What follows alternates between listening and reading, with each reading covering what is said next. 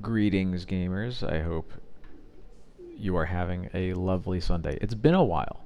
Um, Between Eternal Weekends happening last weekend and then American Thanksgiving this past Thursday, this is the first time I'm streaming in 2 weeks. It's a little weird. It's been a while. But hello, welcome. I hope you are having a lovely evening. And speaking of Eternal Weekends, that's all we're going to be talking about today. I'm not going to be playing. I'm not going to be playing any Magic the Gathering. I'm just going to talk about Eternal Weekends, what happened for me, what happened for Death and Taxes in general, and then kind of where I see what I imagine is going to happen between now and the next scheduled banned and restricted announcement, which is happening, if I remember, on December 16th. It's basically, or 15th. It's 2 weeks from tomorrow, so that would be 16th. Yeah, okay, cool. So, first off, if you said hi to me, thank you. There were a couple people who came up and said hello, some people in my Discord, some people who I know were lurkers in the stream. And it is really cool to meet people in person who watch me on the internet. It's very cool. So if you were one of those people, thank you. Thank you very much. I also wish you could have made it this year. I hope you get to go next year. There were a lot of people who missed out this year, unfortunately, for various reasons. So I'm hoping we can get the whole gang back together for 2025. And I also hope that it is. I know there's some differing opinions on this, but I wouldn't mind if it was Philly, so I don't have to drive so far. Anyway, what we have pictured here is the deck list pictures that I took right before going. It's the exact same list that I was playing on stream. You can see I scribbled out a Fairy Macabre. A good friend of mine, Toast, lent me one of his Fairy Macabres. Yeah, exactly. Like, it's a little more than that for me. You know, I have to drive into the city. It'd be like 40 minutes or so, but like, I would much rather do that than have to spend hundreds of dollars flying / driving out and staying in an Airbnb. It'd be really nice. Also, I just want to go to the Reading terminal for lunch every day and get something totally different every day, and it'd all be great. That's what I want, okay? I know Condado is really good. I'm not going to argue it's not. I was thoroughly impressed with all of the food that I've had in Pittsburgh so far. But Philly also has really good food, and having the Reading Terminal Market for between round lunch, I don't know. I really don't think you can beat that. So anyway, yeah, this is the list that I was playing on stream, pretty much exactly right before. I did end up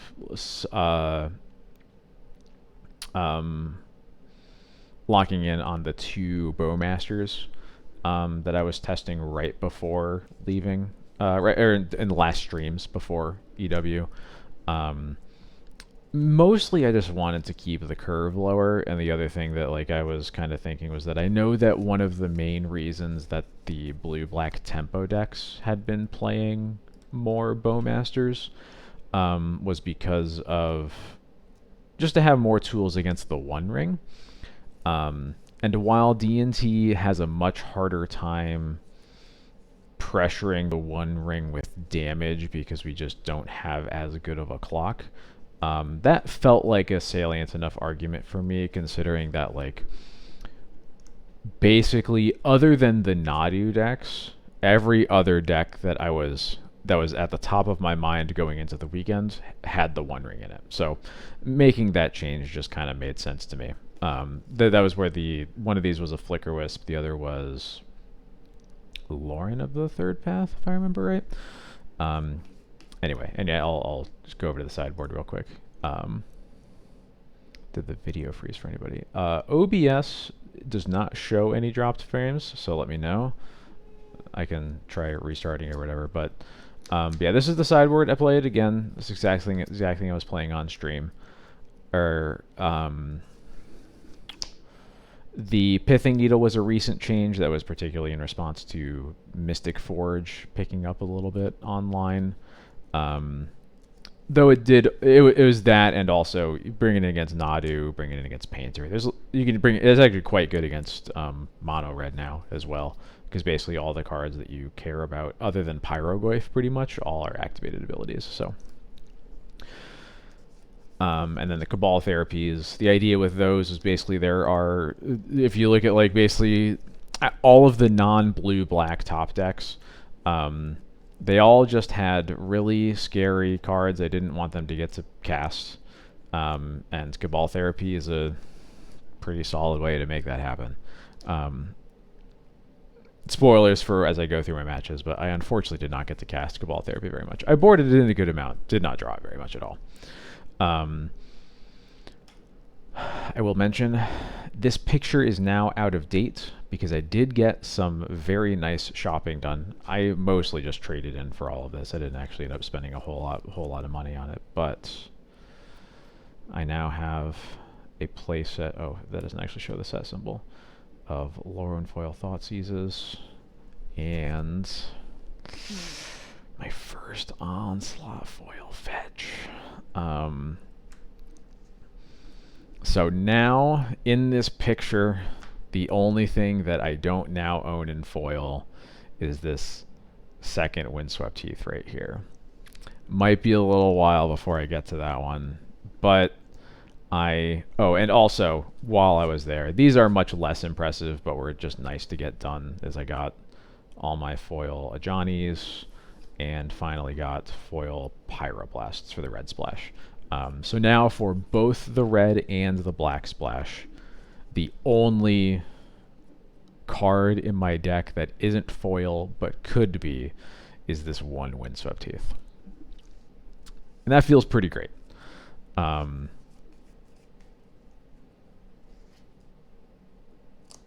and if I really need to, I can get like the MH3 retro foils, but they don't look very good. That would be a stopgap for sure. So anyway, I think I played like one side event on Friday. Did not do very well. But it was mostly just like magic was happening to me. I wasn't too worried about it. You know, it was the kind of thing where like I just got to get the bad stuff out of the way, and then I'll just rock it on Saturday. I don't even remember what I played against. Really, just I got. It's fine. Now if I go to the great website melee.gg, I'm just going to go quickly through all the rounds of Magic that I played and what I remember about all of them. As you can see here, you can put it together. My final record was 5-4.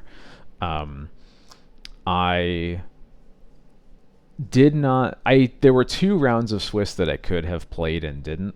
In all honesty, it was I didn't play them because last year, if you didn't make at least X3, they had like an X3 cut so that you couldn't play the final 2 rounds of Swiss on the second day, from what I remember. Either I was wrong about that, or they just didn't do that this year. So I technically had 2 more rounds of Swiss that I could have played. But at X4 there, I am super dead for any prizing. And as I'll get to, I honestly had one of the best experiences just like playing through and eventually not prizing that I've ever had in my life.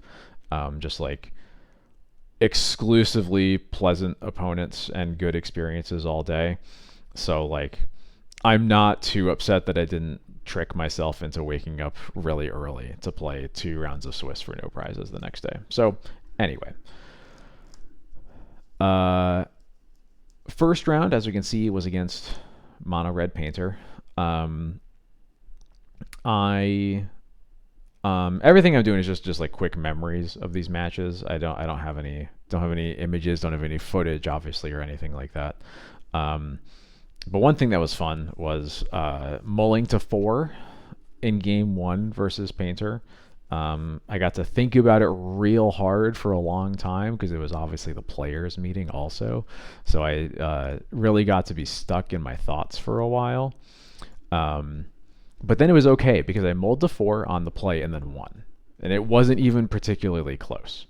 And I was like, okay, coming out of that feeling like, okay, if I can mull to 4 and then destroy my opponent, it's my day. We're going to be good. And then I beat him similarly. I think I over the course of this day, I had an astounding number of one-landers for 7s and 6s, and I mulliganed a lot. My losses are honestly kind of unrelated to the mulliganing, but I will mention, I thought that it was going to be my day. It ended up not really being. But anyway, so yeah, I beat Painter. I don't even remember anything that really happened. It was pretty simple. Next up, of all the decks in the world, I get paired up against Oops All Spells. I lose the die roll. I did also lose a lot of die rolls. Anyway, lost the die roll, get Dark Ritual. He kills me before I cast a spell. Game 2, I mull to 5, never seeing a single piece of actual graveyard hate. I think the most interaction I ever saw was 1 Thoughtseize. And the specific Oops list that I played against, I don't know if this is like stock or not, but it had 2 Poxwalkers. Apparently, like 3 to 4 Poxwalkers has been seen in a lot of the recent Oops lists. Importantly there, it makes the copium of like drawing enough removal to keep your opponent from getting to go off doesn't happen anymore. Because as long as literally a Narcomoeba enters play and they have a Cabal Therapy anywhere, Poxwalkers then will just fuel the flashback for the other therapies in the Dread Return on their own. So I ended up keeping a 5 that I thought could win through that, except it totally didn't. It was a bad idea. It was just like a Solitude and a Path and something else. At that point, I really just needed to mull to. I just needed to mull to cage, basically. I just had to find a cage. One scary thing about Oops right now is that they are really good at beating targeted graveyard hate. With the, every list has a Memories Journey. They have the Jack-o'-lantern to cast it off of any mana. Basically, the only way that you can really beat Oops with targeted graveyard hate is if they go off with no mana open. And then you can have a shot, but even then it kind of depends. So, yeah. Did not go great. But it figures, honestly. So if I go back to Melee, what am I doing? Here we go. So yeah, I got 2-0'd by Oops. It was not particularly interesting. Very annoying matchup to get round 2 of all things, because then I get put right up against Cloudpost. As we can see, I did also lose against Cloudpost. At this point, I'm immediately already out of top 8. X1. This tournament was so tight that I think it is possible I would not have made it if I won out from here. I don't remember exactly how it went, but it was a very tight tournament. It was I think it was 1,150 people. It was the biggest Legacy tournament that has happened since Grand Prix New Jersey in 2014. And if you were at that tournament like I was, you know how impressive that is. But anyway, playing against Cloudpost, nothing really goes my way. I did have a couple firsts in this match though, or I had one first. Yeah, one first. My opponent just drew and cast an Ulamog at some point, and I had an Emperor Bones out. He has held like a land in my vial that was on 2 or something like that. But I had a Crocus in my hand, and then I drew a Thoughtseize. So I got to play my Caracas, bounce my opponent's Ulamog, Thoughtseize their Ulamog, bring it back with Emperor. First time I've ever done that, for sure, was bring back my opponent's Ulamog. And The top 20 cards that I exiled off of the attack trigger were actually pretty good. I had already answered one of his Karns. I milled two more. He had already used one Sowing Mycospawn. I milled two more. Got rid of two of his One Rings. So it was basically like he basically only had like one Karn and one Sowing Mycospawn left that could literally win the game. Unfortunately, he found the Karn and had the mana to Karn Lattice in the same turn. Like one turn before I could have had a board in play that could have beat it. Which is unfortunate. And then game 2 was just not very interesting. I remember game 2 was one that I think I mulled to 5 just to get a hand that worked. Not even like a hand that I thought would be good. I think that was... Oh, I remember one specific thing that happened there was my 7... If I remember right, was like Wasteland, no other lands, 5 random cards. There's a world where I'm supposed to just keep that and hope that 2 Wastelands like shut off my opponent's hand, and then we go from there. I think the reason I didn't end up keeping is because I think the 5 other cards like weren't even very good. Like I think it was like a Solitude that I couldn't board out, a Flicker Wisp, like just a lot of cards that were not going to really do well even after I wasteland them twice. And I think that even like an average 6 would have been better than that, but then I just bowled into a no lander 6 because of course. So yeah, fortunately, very quickly dead for prizes. Round 4, I play against Bug Beans. This one was very funny. My opponent said that he usually plays Legacy like once a year. Mostly goes to Eternal Weekend for Vintage and not for Legacy.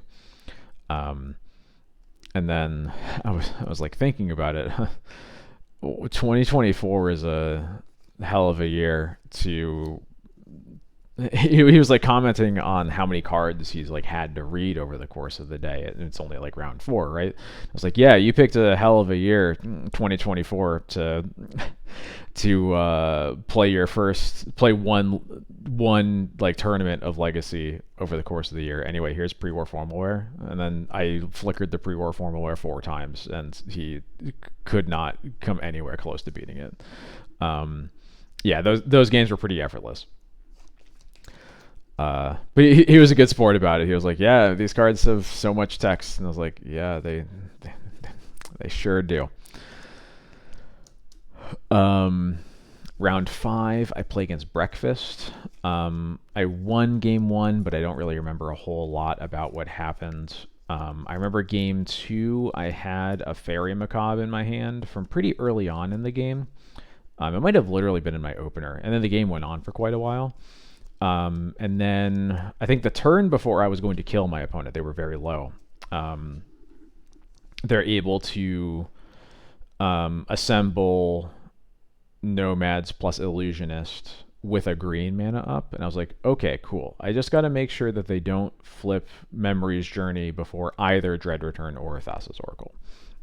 And notably, they assembled it off of a Brainstorm. I think they had the Nomads out and then they had a clear board, and they brainstormed, cast Nomads, cast Illusionist, and they didn't shuffle. And then the first trigger flips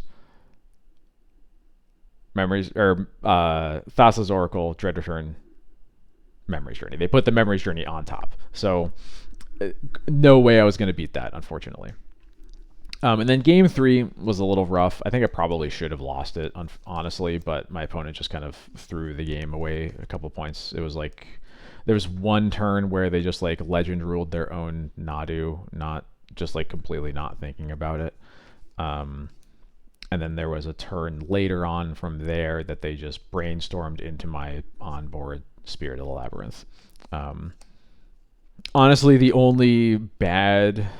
I don't even want to say bad. It was an unfortunate interaction that like it was the only time that my opponent left the table like not talking to me, and I totally get it. I would be pretty tilted if like I just made 2 huge mistakes like that. So I get it. I only call that as like the only bad experience I had was my opponent got tilted and quietly left the table, which by all accounts is how that's supposed to go. So really can't be too upset about that one. Right after that, I go into another Nadu game. This time again, this one's against Bant Nadu, so Nadu Zenith. My opponent goes Forest. What did they do? Right, they go Forest. I think I just played a Vial or something, and they go Forest Halfling. And then the next turn, they play Dryad Arbor from their hand, and then Zenith for another Halfling, which makes me think that their mana is pretty shaky. But before I make any decisions, I Thoughtseize my opponent. Their hand is 3 Nadus, 2 Brainstorms, and a Grist. Which is definitely a hand. I believe, if I remember right, I took one of the Brainstorms. Oh, I remember what I did. At the end of my opponent's turn, after they Zenith for that Halfling, since I was pretty sure that their mana was shaky, and I suspected I was going to have to just use my mana pretty quickly over the next couple turns because they were so ahead of me, I used a Swords on the Dryad Arbor at the end of their turn. Then when I untap, I Thoughtseize them, see this hand, and I take the Grist, and then I Solitude one of the Halflings and just cross my fingers because I don't think I can really win this game against 3 Nadus in their hands if I let them cast their spells. So I Solitude the Halfling, they don't draw land, and they pass the turn. And then, if I remember right, I have to sweat it one more turn because I have a Stone Forge that can get a Phantom Blade to kill the other Halfling and set them back even further. And I successfully sweat that turn. They don't draw land again. I think I Thoughtseize them again, and they drew... What did they draw? I actually don't remember. Oh, I remember.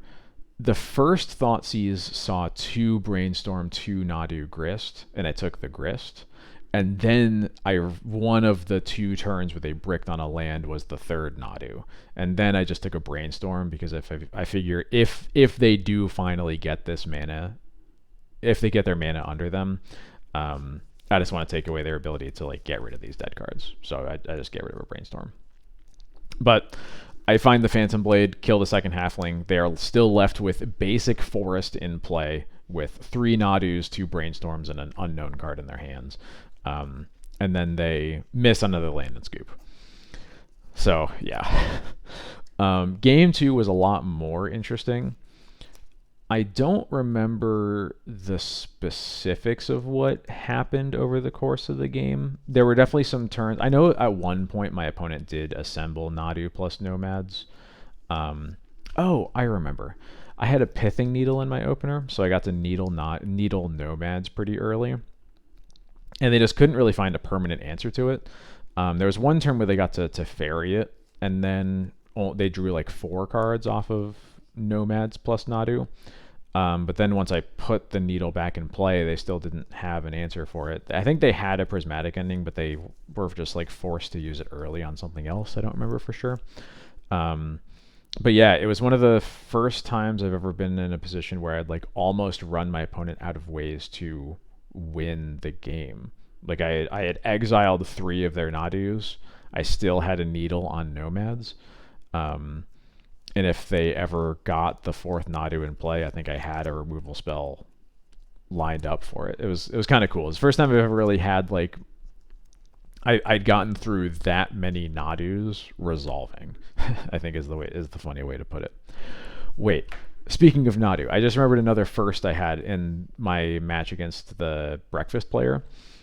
I did Emperor of Bones, my opponent's Nadu, for the first time, and I did it at the end of their turn so that I could use my mom on the Nadu twice to resolve my first and second Nadu triggers of my life.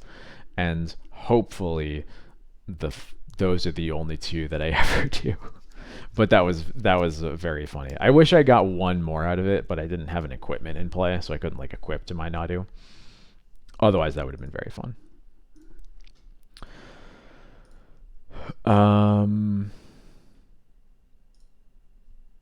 So yeah, 4-2 going into round 7, feeling pretty good. I rallied back from my bad couple of losses early.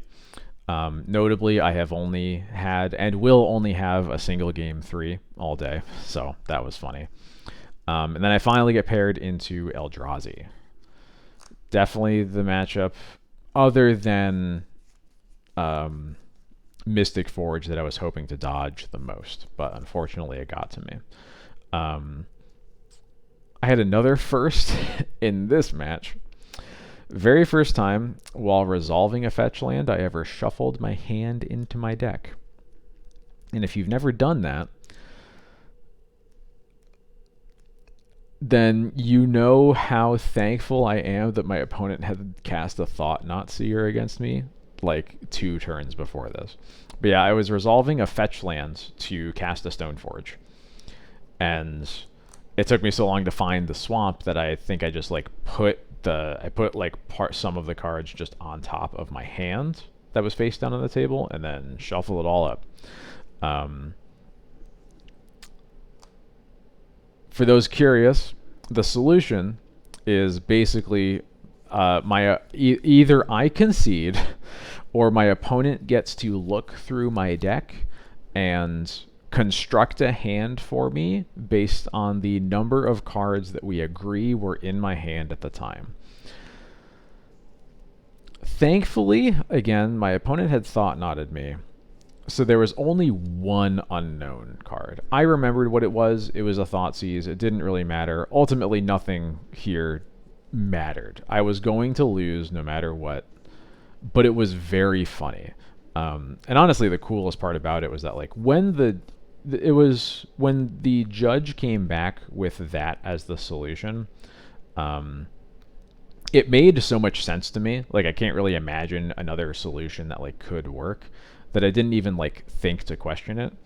But my opponent actually said, hey, do you like want to try to appeal this, because it would kind of suck for me to just get to look through your deck and see all the cards in it.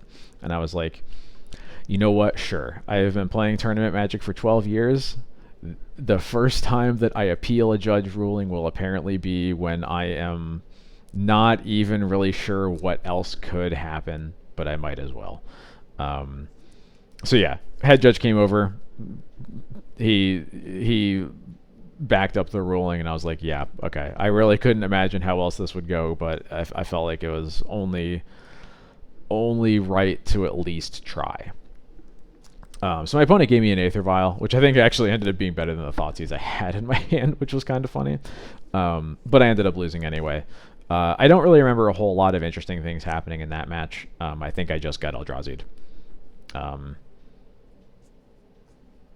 Opponent was very nice about it, though. So, yes, round 7 things for sure. Given how much D&T tutors even not having fetch lands, I'm surprised that I've never done it before. But hey, now I have. So, round 8, I play against Reanimator. Some of the easiest games I've ever played against Reanimator. It was not close. Again, opponent a real sport about it, but I really don't even remember what happened because, yeah, it just kind of won. And then round 9, I play against Eldrazi again. I'm gonna look at I'm gonna show the as I talk about like Eternal Weekend as a whole. I'm gonna show some of the data around like these matchups. I really got the ass end of the matchup lottery here, which is something that's gonna happen, but like it was annoying and very frustrating for the first Psychic Frog that I see on the opposing side of the table to be round 8. And then I play against a Sowing Mycospawn 3 times. These games against Eldrazi were a lot closer. I think that I probably could have won one of the 2 games that I lost, but it was very close. I remember the specific the important things that happened in each of them. In game one, when I thought seize my opponent, they show me it was just, if I remember right, it was just lands. Yeah, it was lands, Glaring Fleshraker, and Sire of Seven Deaths. First time I've seen Sire of Seven Deaths in an Eldrazi list.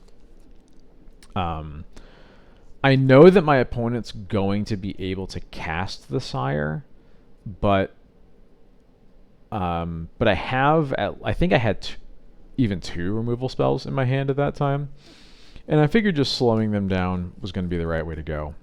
Unfortunately, my opponent then top decks Thought Knot, and it kind of messes me up a little bit. I still get very close. Like, I get them to, I think, if I remember right, yeah, the spot where it all broke down was my opponent has a clear board, and I know that they have a Glaring Fleshraker in their hand from something else. They Eye of Ugin for it. They Eye of Ugin for Fleshraker at the end of their turn from an empty hand. They're at 6 life, and I'm at 1. That's how close it got.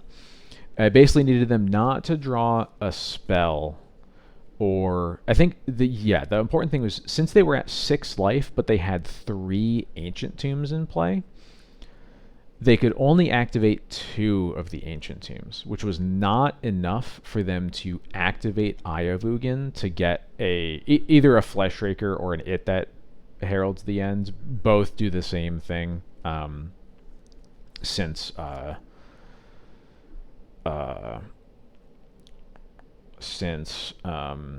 they're both cast off the same amount of mana when Eye of Ugin is in play anyway. So I basically needed them to not draw a soul land that did not cost life. Unfortunately, Yavimaya counted because it let them tap one of their Ancient Tombs for green mana, so that they were able to exactly activate Eye for It that heralds the end, Fleshraker, cast It that heralds the end to kill me.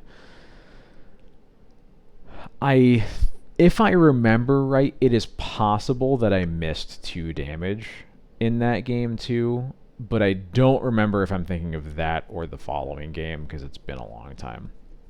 The game after that was kind of weird. I wasn't really able to put a lot of pressure on them, but they cast an early One Ring and weren't able to put that much pressure on me after it, and they actually got very close to dying to their One Ring.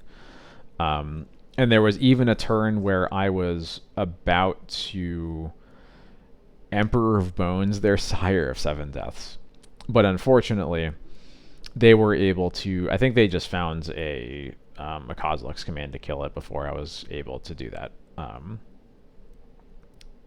Something like that. So they ended up being very it definitely the closest losses I've ever had against Eldrazi. I'm used to either winning by the skin of my teeth or getting completely dumpstered. And it was nice to have at least a couple matches where I lose, but it's close. It helped that I did not get Myco spawns that much by this opponent. I think only once or twice total. So that is how my Eternal Weekend run went. Not what I was hoping, but I really hit a lot of matchups I did not want to see, and did not see really any of them. I guess Painter and Blue-Black, or the Reanimator player. Very happy to see those. I just needed to see more of them and less of all the Myco spawn players. Which, if we go over to here, we'll see that if the matchups that I lost to were against a 6% meta deck. Seeing it twice is a little abnormal, but totally within the realm of possibility. And then Cloud Post was what? I think it's under mono green. Cloud Post. Yeah, Cloud Post is like 1.5%. And then Oops was 0.78. So like my losses were against like the 8% of the meta that I just never wanted to see. And we can see here, Reanimator was 15%, Tempo was another 8. Those are the matchups I was really looking for. There was quite a bit, if I remember right, if you combine Breakfast and Nadu Zenith, it was almost like 9% of the meta, which sounds about right. It was pretty popular in the room. I think the funniest thing, like going into Saturday, was I talked with a lot of different people from different groups about the cards or about the decks that they were seeing a lot of in like the side events that were going on Friday. And everybody I talked to had a different answer. And it turns out they were all right because there were just a lot of people and a lot of people on every deck that you would imagine someone talking about. Like some people, a lot of people on Nadu, a ton of people on Underground Seas. There were a lot of people on Mono Red as well. Mono Red was almost 8%. And I just happened to unfortunately run into 4 of my 9 matchups were an awkward 8% of the meta, and I just really wanted to see more Psychic Frogs. Given the matchups that I played against, I certainly wished that I was on the Red Splash. But even like looking at this data now, in hindsight, I still feel like my deck choice was honestly like pretty reasonable. Like Eldrazi had been on a downturn for a while. There was a point where it was like 15% of the meta. It's dropped down to this 6.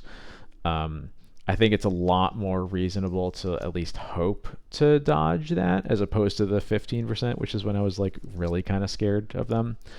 A quarter of the room was blue, black, Reanimator, and Tempo, which is essentially what I'm aiming to beat with most of my card choices.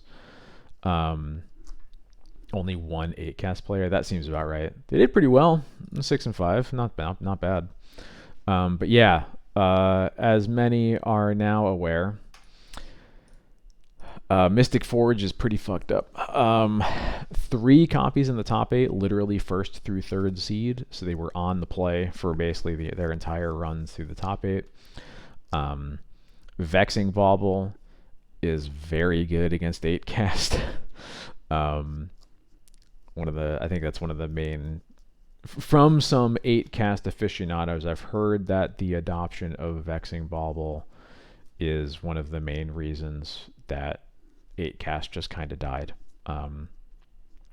Unfortunate, but also I hated 8-cast, so whatever. I'm sorry. So yeah, Mystic Forge had an incredible weekend. Another matchup that I was really hoping to dodge. Given this percentage, I think dodging it on Saturday on Eternal Weekend may have been possible. Now it's not. Everybody's going to know about it. It literally won the whole tournament. People are talking about banning Vexing Bauble. This deck's a problem. And it's also a problem that I don't know is super fixable for D&T, but I'm going to talk about that in a little bit. D&T had a pretty great weekend, honestly. Unfortunately, I don't want to say unfortunately, not a lot of it was in the Black Splash. I think Black Splash had a very middling performance from like the numbers that I looked at. I didn't do any hard math or anything, but the Red Splash did great. If we look at the top 32 right here, we have AJ Franklin. He made top 8 with Red White D&T. He was playing XJ Cloud's exact list. He literally had his sideboard guide printed out. Theodore Lockman here. That is Coin Man, if you're familiar with him. He's in the D&T Discord. He's also been in my stream chat occasionally. He was playing the exact same list. One of Teddy's 2 losses was to AJ. They played each other at 6-0 round 7, if I remember right. And then Lion Chen down here, also playing the Red Splash. He got top 32. So 3 of the crop rotations, one of which was foil, went to Red White D&T players, and I think that's pretty sick. And it's hard not to see why. it was good for all of the reasons that we've mentioned. It's good. It produces a clock in a way that D&T has not been able to do for a while, and that's a very strong thing to be able to do when the format is as proactive and messed up as it is right now. And you get the bonus of Magus of the Moon being really, really good against some problem decks like Eldrazi.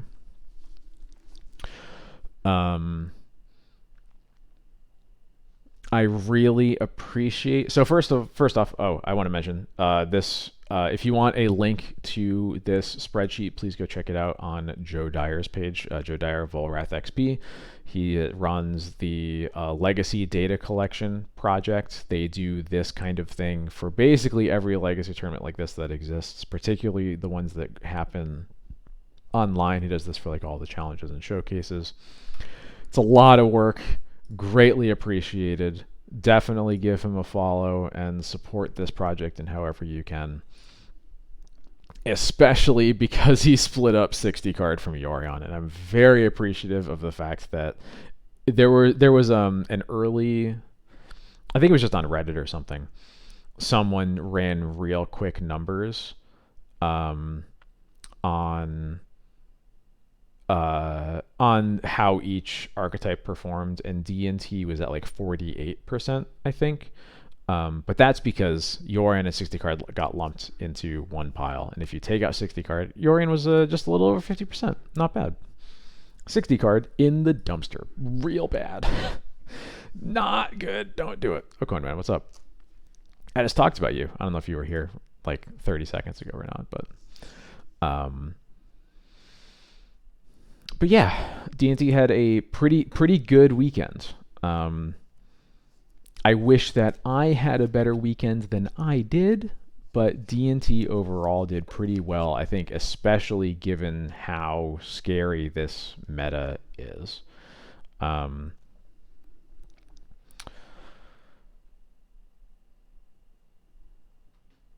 I just wish that I played more Psychic Frogs. No, you weren't. I honestly wasn't able to see much of the details of like what was happening in your match. I was just able to see that you were clearly winning and your opponent was scared, which is good enough for me. So, and I could tell from your body language that they had lost and you had won when you were standing up. So that was cool. But yeah, I was just going through and pointing out that we had red white in top 8, top 16, and top 32. So I think three of the crop rotations going to D&T players is pretty sick.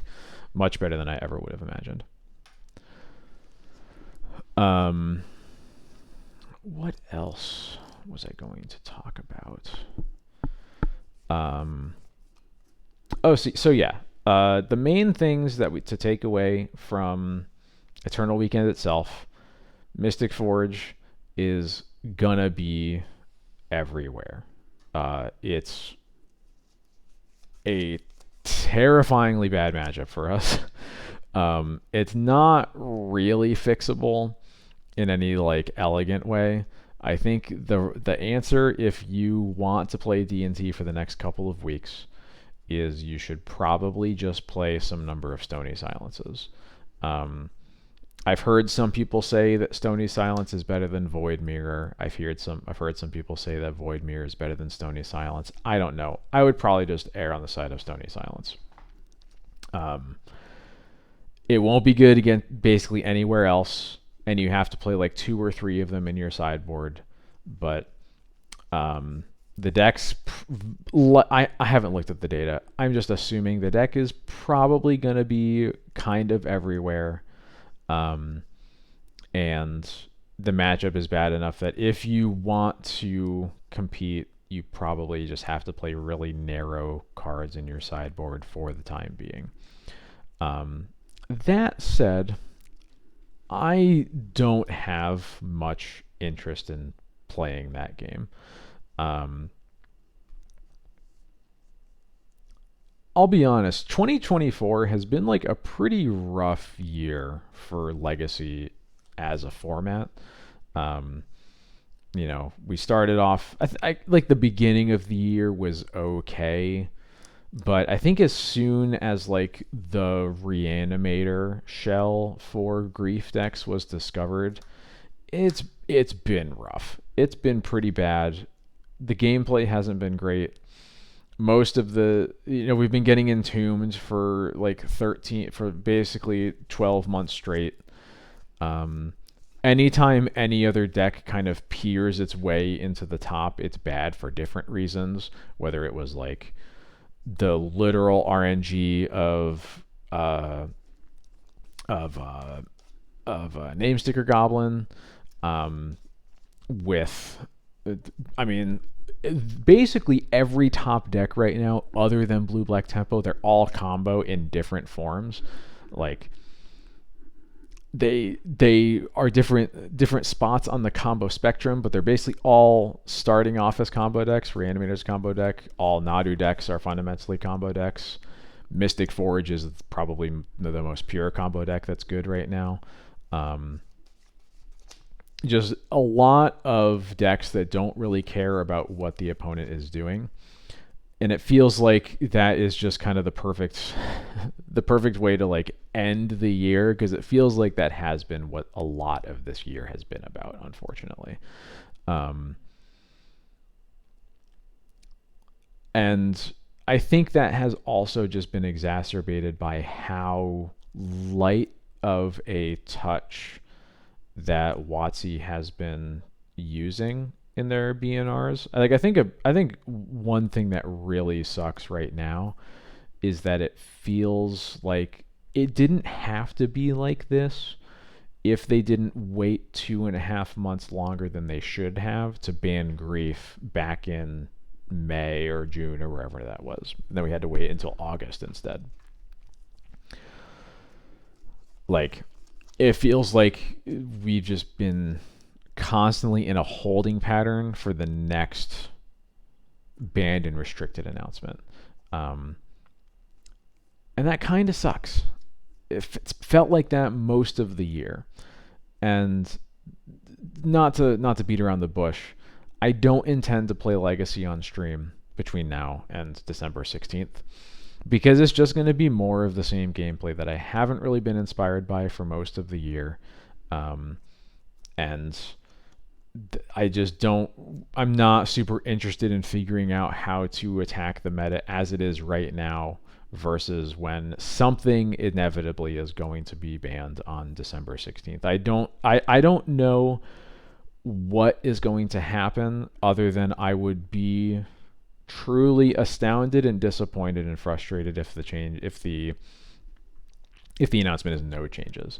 I think the only thing that is worse than no changes is only Psychic Frog is banned. Let's put it that way. I think if only Psychic Frog is banned, that's going to make the format worse than it is now. There's too much in the format right now that is so much clearly better than everything else that you could be doing, that I really just want them to finally just kind of go ham. Can we have, I've heard actually say this, can we just have another Oko ban? They banned Oko, Dreadhorde Arcanist, and Arkham's Astrolabe in one announcement, attacking like 3 different decks. I really, really want something like that this time.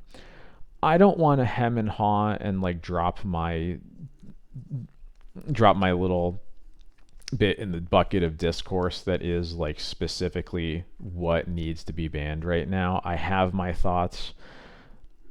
I'm not going to bother talking about them. Because I don't even necessarily care specifically about what cards are banned. I just don't want them to ban fewer than like 3. That's kind of where I'm at right now.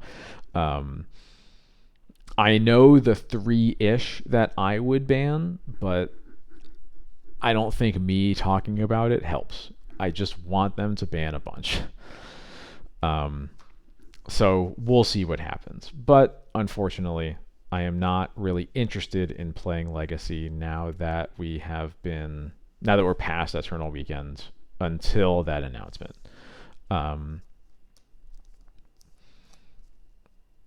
Yeah, I agree. I think something has to go from the blue black reanimator shell specifically. I think honestly the blue black tempo shell is fine. I don't think there's anything wrong with that deck, which is one of the reasons I don't even necessarily believe in a psychic frog ban anymore.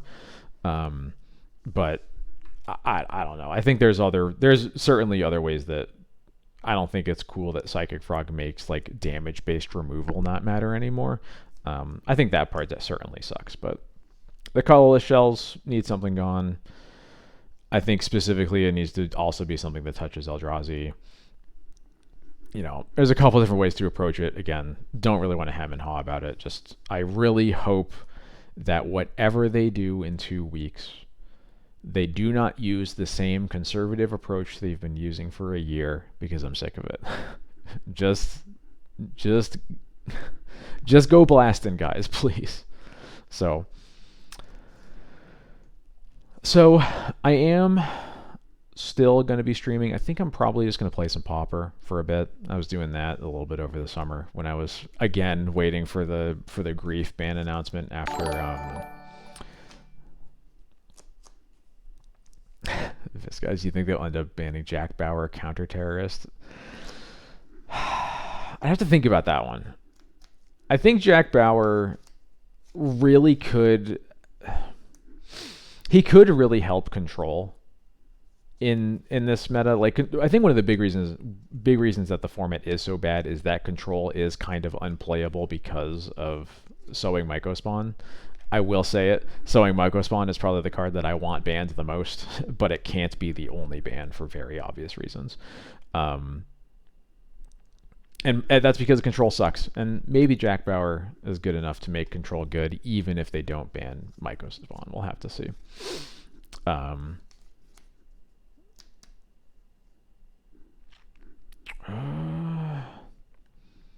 and I also hope they ban Nadu, just because Nadu play patterns suck. So, yes, we are joking about a Jack Bauer Magic card. Don't worry. It's a very close friend of mine who really loves talking about fake universes beyond cards. Let's put it that way. Eldrazi does not play Vexing Bubble, but Kozilek's Command being in both, I think, is a pretty reasonable card to target.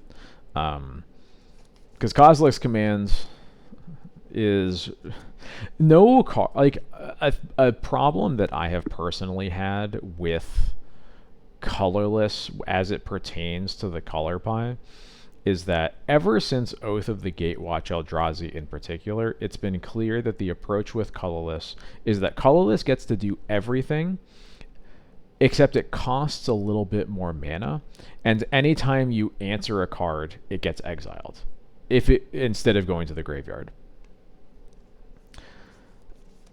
And no card more so embodies that than Kozilek's Command. Kozilek's Command is a 3, potentially 4 color card. It's green. It's basically green, blue, and either black or white, depending on whether you think exiling, like the removal and the exiling from graveyards are both black and white. So like it's symbolically a 4 color card. The only color it doesn't represent is red. And it does all of those things better than the colors can do already. Yeah, like that's the problem with colorless cards. It's like I have not made my hatred of Eldrazi a secret, and it's because of all of this. It's that Eldrazi gets to only use colorless mana to do everything that the colors do except better. The only thing I think they did right with the Modern Horizons 3 Eldrazi is that some of them cost a color of mana, but then they have their own sins, because I don't think that Wastscape Battle Mage should be a 3-for-1 that costs 3 mana through an Eye of Ugin, and I also don't think that Sowing Mycospawn should exile basic lands, because why should any card that's playable ever do that? So yeah, that's kind of where I'm at.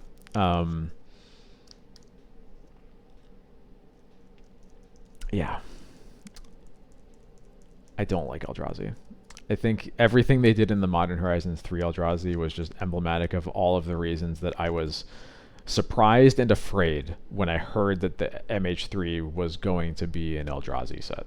And they sure did make all of my fears as founded as I thought they would be.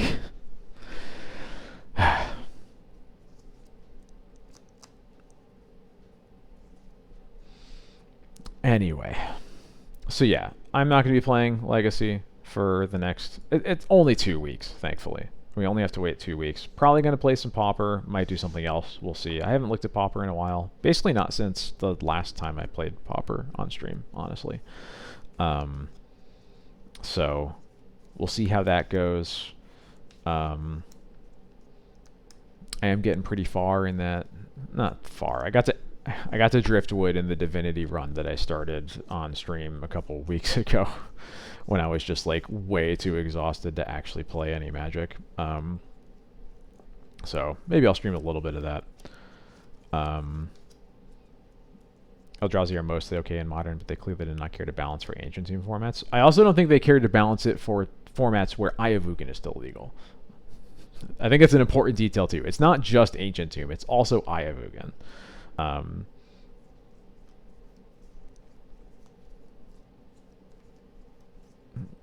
Like, unironically, like, I have wondered if the way to hit Eldrazi is just to ban Ayavugan. I think that carries its own problems, but like, I don't know. It is what fuels most of the stupid stuff the deck does.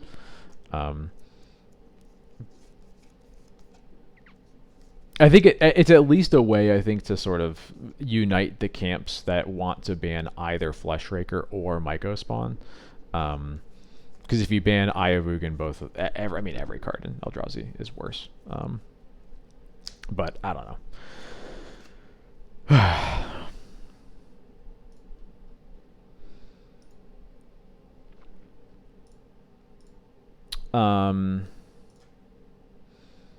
So yeah, I think if I was trying to play, if I really hated myself in wanted to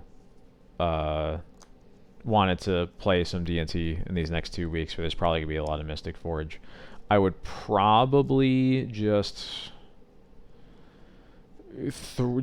pretend Eldrazi doesn't exist and like replace the therapies with Stony Silences, something like that. And then your Eldrazi matchup will be bad, but it's already bad. The therapies don't help that much, so.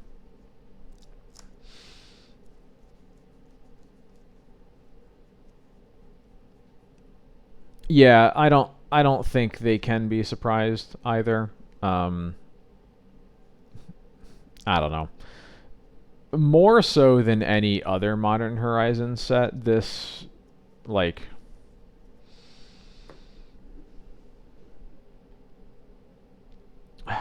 Modern Horizons 3 really feels like it was the most ambivalent about Legacy. More so than even Modern Horizons 1 or 2. I think 2 was almost more intentional about its effect on Legacy than 3 was. 3 almost just feels like an accident that happens to destroy the format. I don't know. Never get over Nadu getting printed because apparently no one thought of Shuko. Well, keep in mind, Nadu literally did not get playtested. So... Its final form had seen... Patrick Sullivan made the case that I agree with, that Nadu had seen negative games played because it was since it was a refactor of a design that they were working on, everybody looking at the final form of Nadu was carrying with it all of the knowledge of the previous forms of Nadu, which makes it harder to notice the ways in which the final version of Nadu that got printed was going to be a problem. And yeah, it turns out you really shouldn't change the text on a card that significantly before release if you're not able to test it. I want to be clear. I think that people were a little bit ridiculous about the idea that like you can never make a last minute change on a card. Everything has to be play tested. Because that's just not really how game design works. You sometimes just have to go off of vibes.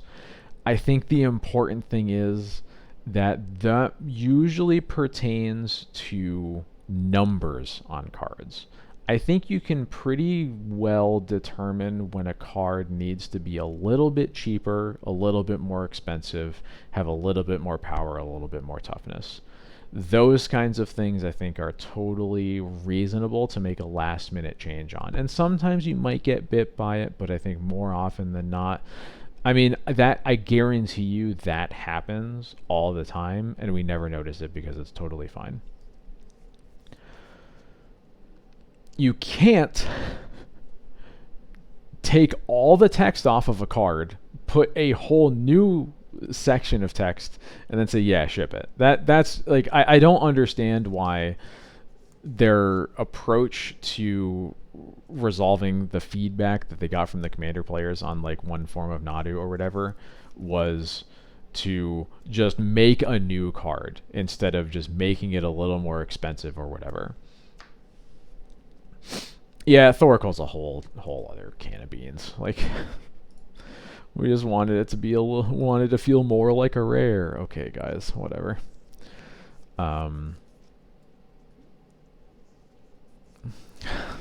Jason. The last minute change sure did keep it from breaking the most valuable format. The fact that Nadu got banned at Commander is truly just... You can't... You couldn't write that. You really couldn't. That kind of storyline can only happen organically. Whew. Is there anything else I want to say? I'm like already exhausted from talking, and I forgot to fill my water before I started streaming. Legacy ban on Nadu would be the most justified vibes ban. Yeah, I agree for sure.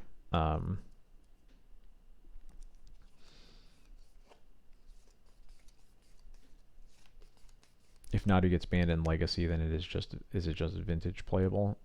It's not playable in Vintage. It can literally be played in Vintage, but will not be in a good deck in Vintage. I have a couple cans here. Ooh, here we go.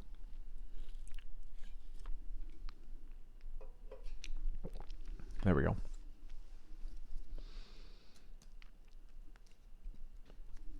It's true. It did top 8 in the New York Stack Exchange. I forgot about that. That was Patrick, wasn't it? I like totally forgot about that. Has it seen much play outside of that? I don't pay much attention. Don't answer. I don't care. I don't care that much about Vintage. It is Nadu may be Vintage playable. Yes, it would be the only format that it can be played in.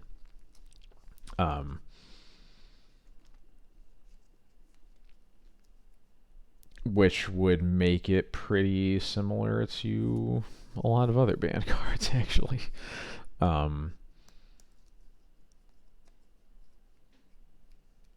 Is Gitaxian Probe the most banned card, though? I guess it must be because it's also Pauper banned, right? Well, I guess that would mean...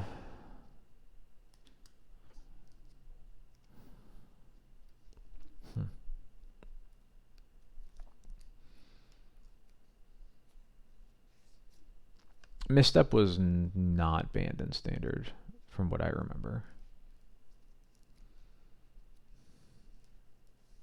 Yeah, Misstep's also an uncommon, yeah. I'm pretty sure Misstep was always legal in Standard.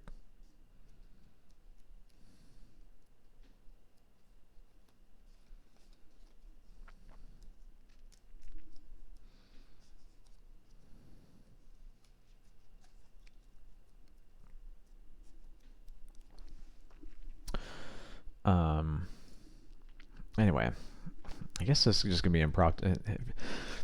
I think that's basically all I have to say about Eternal Weekend. I also want to mention had an extremely good time all weekend. I saw a lot of people I hadn't seen in a while. Missed them. Got to hang out with them.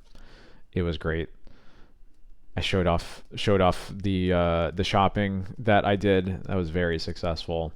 Had a lot of good food. Saw a lot of good people. Like I said, I really didn't. It's the first time I think I've left in a tournament of that size, not having had a single bad experience with another human being. It was like all at worst neutral and almost all positive or very positive. It was one of the best just like tournament weekends overall that I've had in a long time. So I can't wait to do it again. And I again know that not all will agree, but I really hope it's in Philly. I would really like to just get to drive downtown. Will EW Europe be a 4 null rod sideboard tourney? In some decks, maybe. I think part of the problem right now, the sort of what I was getting, like other things I was getting at, is just like when you look at the top decks of the meta, they all require such different answers because like there's so little overlap you can have in a card that's good against two of Reanimator, Mystic Forge, Eldrazi, Tempo, Nadu. It's hard to get like two of those with a single card. Like that's why I had the Pithing Needle in my sideboard. I think, yeah, Consign to Memory is like the one card that gets a lot of them, and it's a big reason that I really want the colorless cards to be worse, because it feels like Consign to Memory is a load-bearing card right now. Yeah, Jeskai is like, the problem with Jeskai is it's really good versus Mystic Forge, and it's horrible against basically everything else. It's not a good deck. Forge will definitely be more targeted. We'll see how much that matters. The thing is, like, I wouldn't be surprised if Forge gets targeted by decks that play a ton of null rods, and then those decks just lose to Reanimator because they stop respecting Reanimator because they have to find room for their Mystic Forge hate. So, and ultimately that's why I think this meta is not really fun to figure out. It's just like you basically have to flip a coin for a couple of matchups to decide whether or not you care about them, because you can't cover everything. I think Grafdigger's Cage is one of the best hate cards right now. Notably, only really good against the Elves version of Nadu. And I think its text against Mystic Forge is really only relevant if you can handle the One Ring in another way. Whether it's having a Consign to Memory or a Narset or whatever it is. So,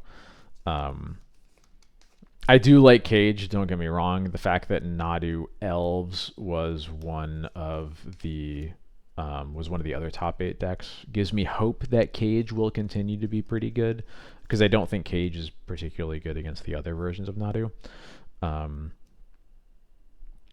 But yeah, it's still pretty rough. You still have to have like 1 or 2 cards that are basically for Mystic Forge only, just given the fact that that deck is annoyingly resilient to any kind of like middling hate. You have to play a hammer that will be good in basically no other matchups. Like if I put Null Rod in my deck, I'm not even sure I would be bringing it in against Painter. Like just to put it into perspective, I'd probably bring it in. I'd bring it in against like Storm, like Lotus Petal LED decks, and that's probably it.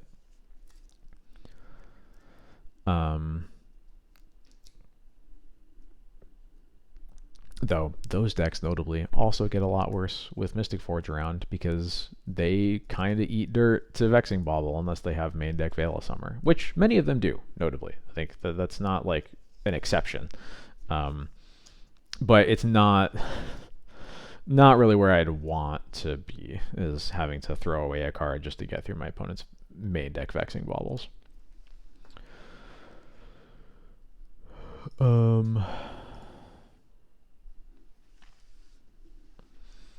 But yeah, I now own. I bought my third cage this year. I went from 1 to 3 this year, which isn't really surprising when you look at the cards that have been, look at the decks that have been really good. And I would be pretty happy to have 3 right now. I wish I had my second Fairy Macabre that I lost years ago. I guess I'm just going to make this like a Q&A. If you have any other questions for me, let me know. I don't really have anything else that I wanted to talk about. Again, like I mentioned, I'm not going to be playing tonight, especially not starting at 9:45. So if you have any questions, just throw them out in the chat, and I'll get to them, and then we'll probably call it in a little bit, and I can head to bed a little early for a Sunday.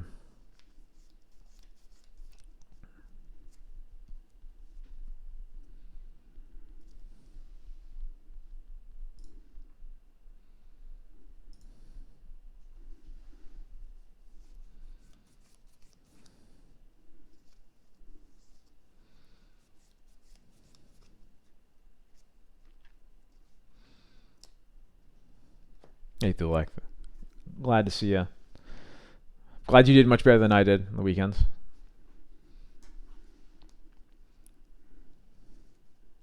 And no worries. I'll see you around. I did have a good Thanksgiving. My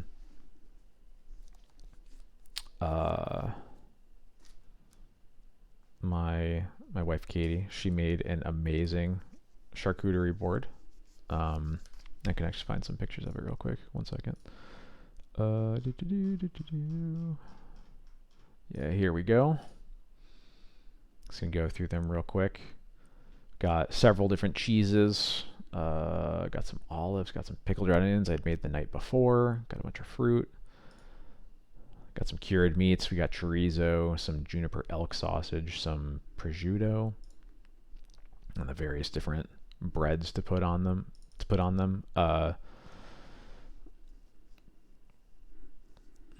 You got more wins than all the other mono red decks not playing the One Ring combined. That's actually pretty sick.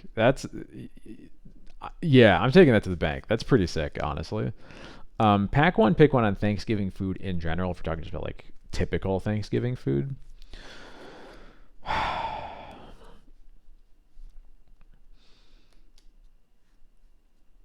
I think for me, it's probably mac and cheese. Assuming it's like, yeah, I think it's mac and cheese because basically everything else is gonna wheel, or it's gonna be easy to find, or I don't want it. I think the only pick for me that beats mac and cheese is like really good dinner rolls. I love good old dinner rolls for Thanksgiving meal. That said, it's been a while since I've had like a traditional Thanksgiving dinner. I think they're fun, but they're a little boring. And I really just don't need to eat more turkey. Rolls with cranberries, candied ginger, and a bit of sage. That sounds fucking amazing. That's a pack one pick one right there. It's only like sort of related. These crackers right here, these are from Wegmans. If you have a Wegmans around you, they are cranberry, like seeded cranberry bread crackers, basically. They were great. Everything I put on them was delicious. I particularly liked our everything goat cheese up here. I liked them on there. Katie was partial to the extra creamy gorgonzola on them, but everything that I put on these crackers was amazing.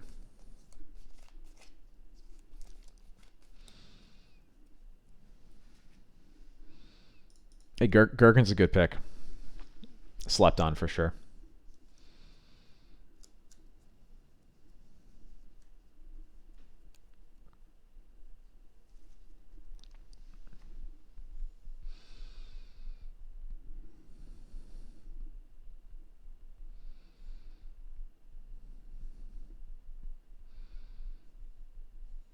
If I remember right, my pack one, pick one on this was, yeah, it was Bree.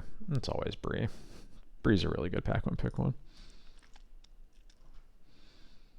This was the first plate I made. It was kind of all over the place, but everything tasted so good it didn't matter.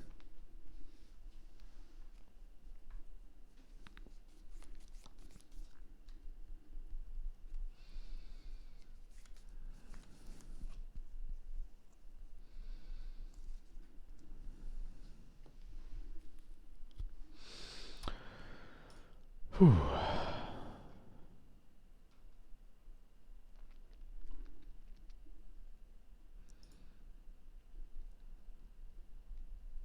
All right. I think that's going to be it. I think we're going to call it there. I may do a poll on... Wait, Blue Sky doesn't have polls yet, does it? Damn it. I was going to say I might do a poll to decide the Pauper deck that I play on Thursday, but I can't do that on this website yet, unfortunately. So I will either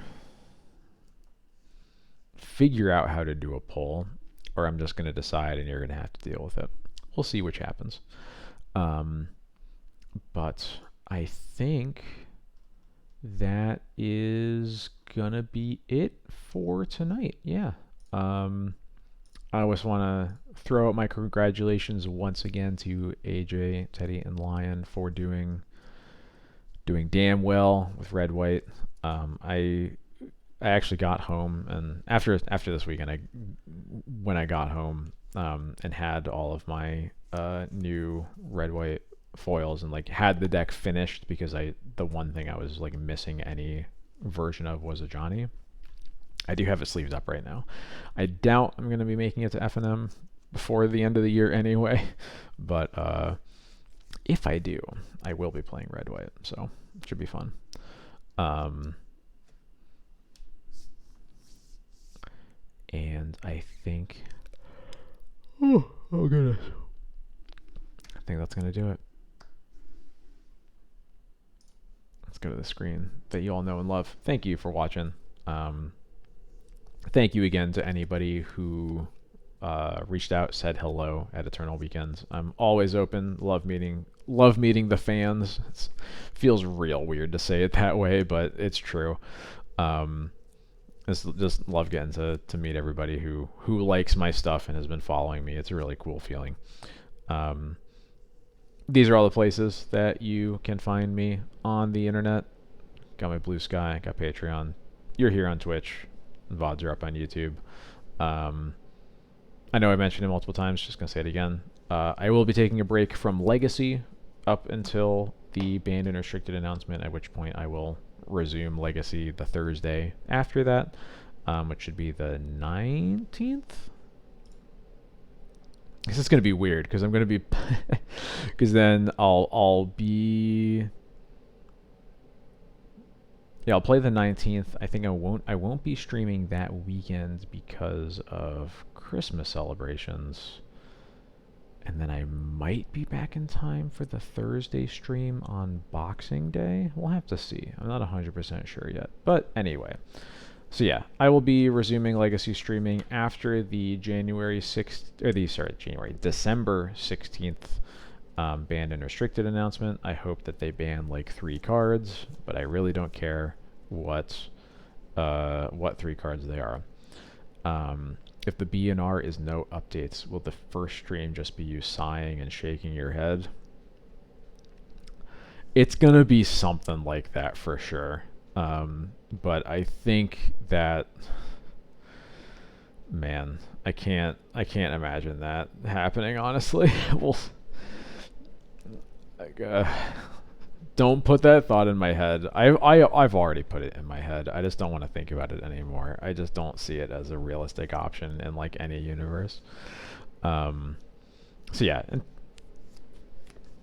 I will reiterate, no Legacy between now and the December 16th banned and restricted announcement. I will resume Legacy streaming after that, so long as some changes are made to the list of cards that are legal.